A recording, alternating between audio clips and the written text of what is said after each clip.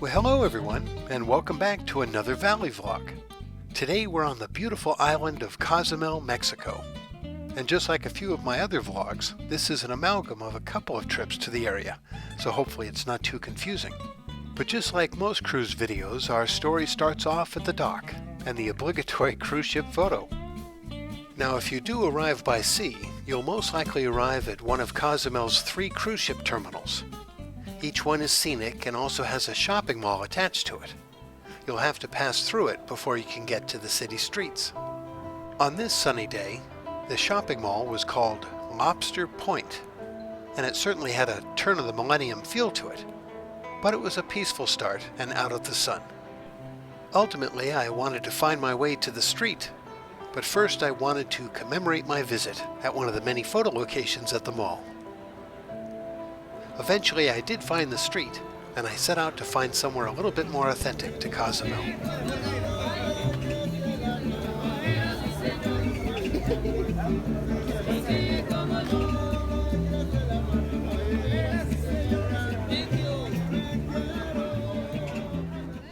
Whenever I go to a new location, I like to find the landmarks that the community has highlighted. And in this case, in Cozumel, you can find them in the form of a large flag. They're called the Banderas Monumentales, or monumental flags. These giant flags were placed in important locations throughout Mexico back in 1999 by Mexican President Ernesto Zedillo. There's over 30 locations right now, and some are over 300 feet tall. Just a short walk from the flag, you'll see a statue of a man with his right hand raised upward. It's a monument to Mexican General Rafael Melgar. He was instrumental in having this beautiful sea promenade built. The main thoroughfare that he faces is named after him. But it really is the sea and all of its activities that's the star of Cozumel. There's plenty of water activities for those who wish to be one with the sea.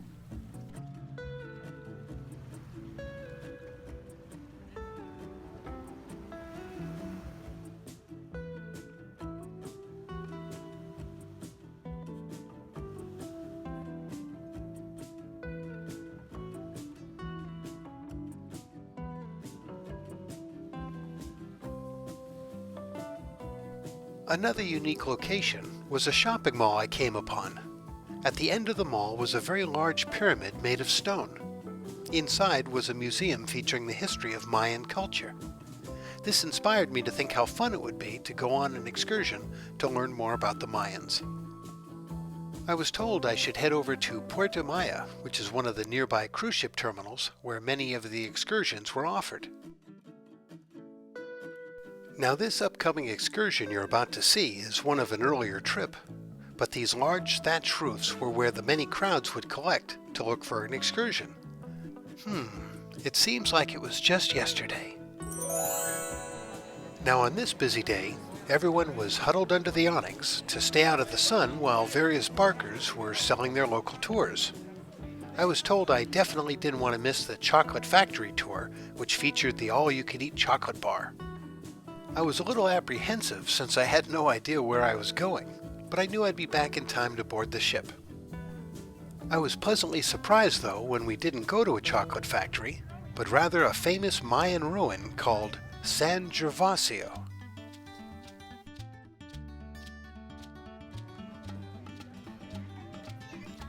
On this day, it was going to be a walking tour, and it was going to be very hot. Unfortunately, in the rush to get off the bus, I hadn't read all the rules and regulations. I was told I had to stay behind and pay a fee to use my phone to video the images that you're seeing right now. So I was separated from my tour for a little bit, but after some time and some dollars, I was able to locate the tour and catch up with it. But as good as the tour guide was in being informative, I realized I had missed a bit. So I figured I'd just go off and do my own tour, and I'm very glad I did. It was a lot more fun. The ruins were once a hub of worship for the goddess of fertility and medicine. It was said that many pre-Columbian Mayan women would travel to San Gervasio and make an offering at least once in their lifetime. The park is also a wildlife refuge where the local iguanas are the stars amongst its many wildlife.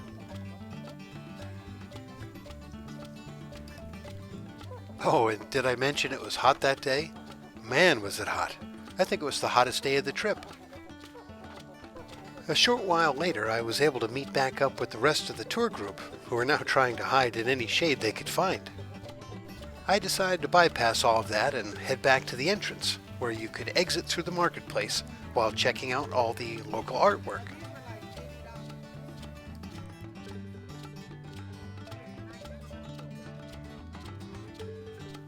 Well, eventually I made it back to the air-conditioned buses, which was just in time, and we were off now to see the chocolate factory, and hopefully taste some of that chocolate I've been told so much about.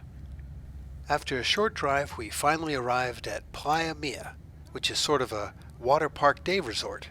I was told that's where the chocolate factory was. Actually, it really wasn't a chocolate factory as much as a chocolate experience and history museum about Mayan culture and chocolate.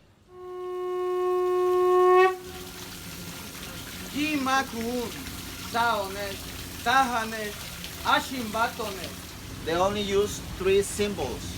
The shell represents the zero, right? A dog represents 1, 2, 3, and 4. Eventually, we were shown a representation of what a Mayan hut would look like and told that outside would be finding a Mayan delicacy. So I got in line. Thank you very much. It was a tortilla with a little bit of chocolate sauce. It was pretty good, I must say.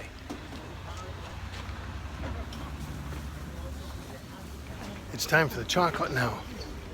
They say it's all you can eat, so we'll see what that means. All right, thank you.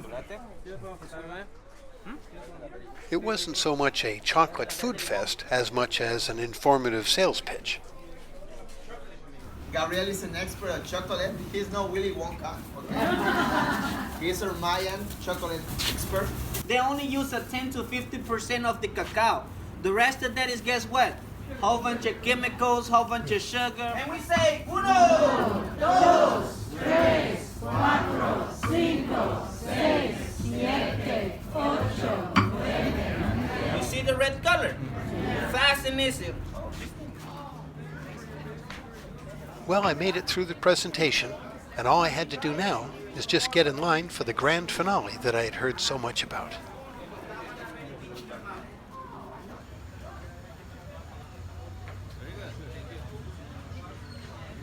Chocolate.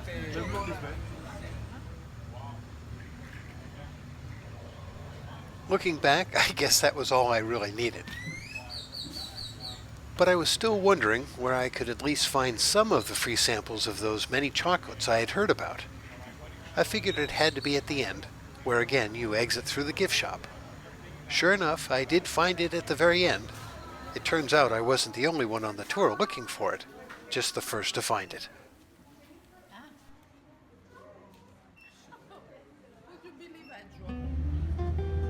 Even though my excursion was essentially coming to an end, it was the next part, that wasn't planned, that I felt was the very best part of the day. It was a surprise visit to a small local beach.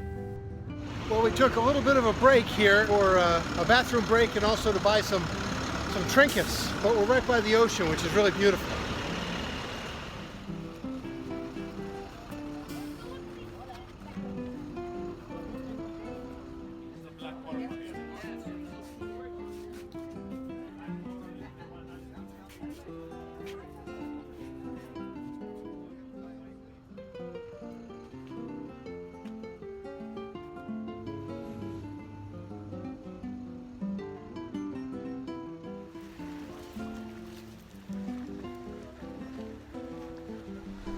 Well, I'm certainly glad they stopped by the ocean so we could get a view of what's going on with the artwork and buy a few things, have a beer, but I have to get back on the bus before they leave.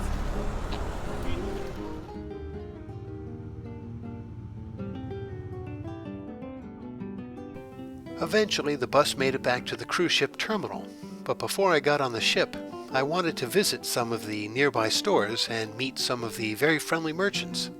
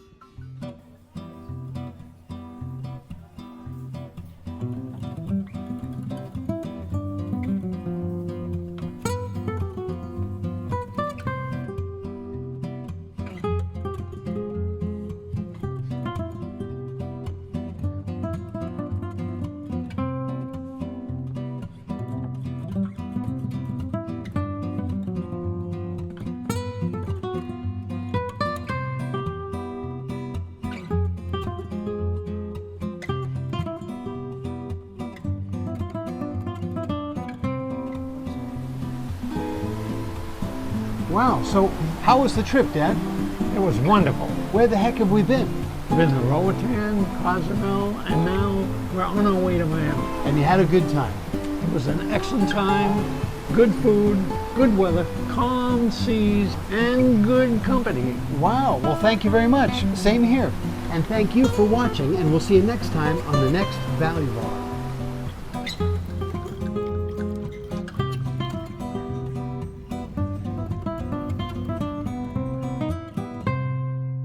Thank you so much for watching the video to the very end. And if you enjoyed it, well, here's a few others you might enjoy too. But most important, a very big thank you to all those who liked, subscribed, and left positive comments about the videos. It's made them a joy to make. And if you've already subscribed, don't forget to hit the little bell icon so you'll be notified on the next time a video pops up. Thank you again, and we'll see you next time.